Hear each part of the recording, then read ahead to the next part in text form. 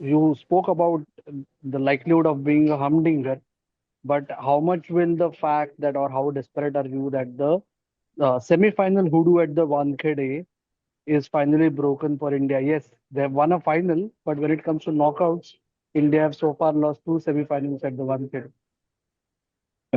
Well, the other day, I mean, somebody said yesterday as well that West Indies had never lost a knockout game in at the Eden Gardens, but that was broken yesterday. So it's a new era, new team. So yes, I think India have not had the best of semi-final experiences at the Wankhede, but I do believe that they have the capability to uh, to go all the way to the final in Ahmedabad. Overall, with regard to the how odd is it that a co-host is not hosting any of the knockout matches? That's also a first in a way. Do you see that this the need for something like this to not be repeated in future whenever cricket tournaments are co-hosted by multiple nations? No, no, I didn't understand. What co-host what? Co-host is not hosting any knockout match this time around. That's quite odd, so to say, since there are No, but only that was two the hosts. that was the understanding from before as well. I think the understanding was at the end of the day, what happens is, at these events, they also have a look at the capacity of the crowd because you're looking at ticket generation as well. And so clearly, I think you have a situation where the Eden Gardens and has more capacity, and because of the fact that there was the question of whether Pakistan would be playing in India, therefore Mumbai was decided. And if Pakistan had come into this semi-final, then I think even this semi-final in Mumbai was going to be moved to Colombo. So I think that would be the main considerations. How would you describe Sanju Samson's knock? Is it one of the better T20 knocks that you've seen? Having commented it for a fair while. Oh yes, because he anchored the innings and then he also took India home, which is such an important thing. A lot of times, players get out in the 16th or the 17th over, and so a new batter comes in, then it becomes a little bit difficult. So it was a super innings that way. The way he anchored and took India home didn't seem to take any undue risk. Played normal cricketing shots. Didn't see him play any reverse sweep or scoop. He stuck to his strength, which was playing normal shots in the V. And so yes, I think it was one of the finest T20 innings that we have seen in recent times. Since both the semifinals are lining up with four of the strongest teams, as you can say in the tournament, some of the strongest teams, it's difficult to pick who would win either match. But if you had to pick between the four sides, who you think would make it to the final, what would your guesses be? Well, my guess. Yeah. Well, obviously, in a T20, the game can turn in an over or so. But if you look at the form going into the semis, you will see that South Africa and England have won all their matches in the Super 8. So, and while India lost one match and New Zealand have lost one match, so you would say that those two teams would be the favorites to get to the finals. About the semi-final in Wankhede, India versus England. Anything you can tell us, sir? I think it's going to be another cracker of a game, just like this sort of quarter-final against the West Indies was.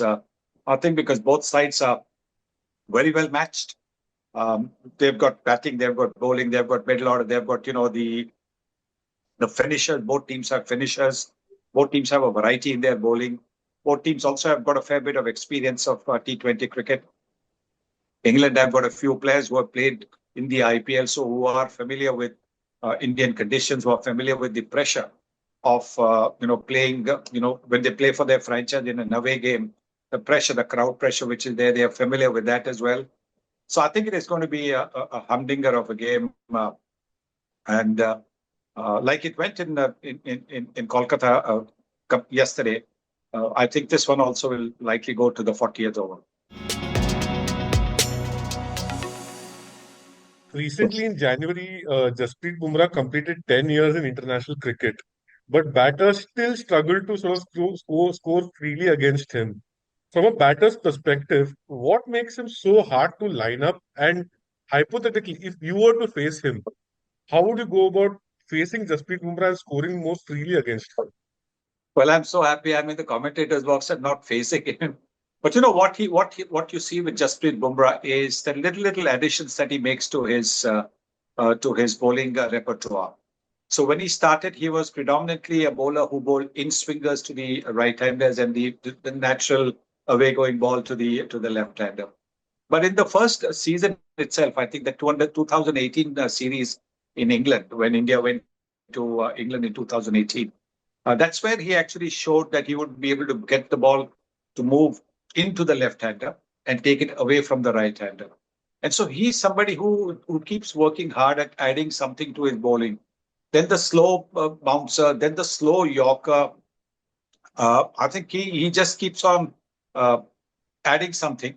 And because he has very little change in his run-up or even in his delivery action, no batter can be prepared. Most of the time with most bowlers, not all bowlers, most bowlers, if you're at the non-strikers end and you observe the bowlers very carefully from the time they're walking back after bowling a ball to their run-up, to the top of their run-up, there you will always find there is some little, sign, because they're also thinking of which ball to bowl.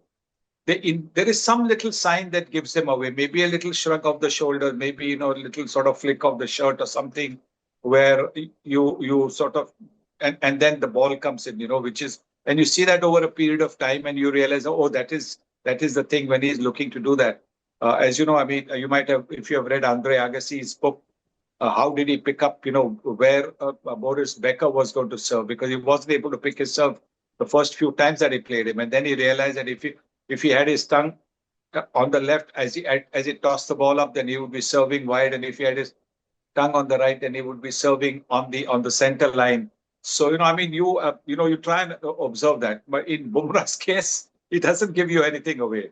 He doesn't give you anything away, and therefore it's very, very difficult to read. And because he sort of goes wide and then delivers the ball, you often tend to think it's going to basically come in, but he can get the ball to move away. So that's why he's been such a devastating bowler in all three formats of the game. Have you got any piece of advice for Abhishek Sharma as he approaches these knockout matches, his sort of first knockout match in a World Cup situation? I think my advice would be to not always look to bat in the fourth gear. Maybe look to up the gears as you settle in. Yes, you want to take advantage of the power play where only two fielders are outside the 30-meter circle. You want to certainly take advantage of that. Play to your strengths, but don't always have to look to bat in the fourth gear. You can even at batting at number, like you saw with Sanju Samson batting in the third gear yesterday for most of the time. He got 97 of 50 deliveries. And anybody who gets 97 will mean that his team will at least get double that amount, if not more, double that number of runs. So I mean, if you get 190, 200 in a semis, if batting first, I think you are looking at possibly a winning score.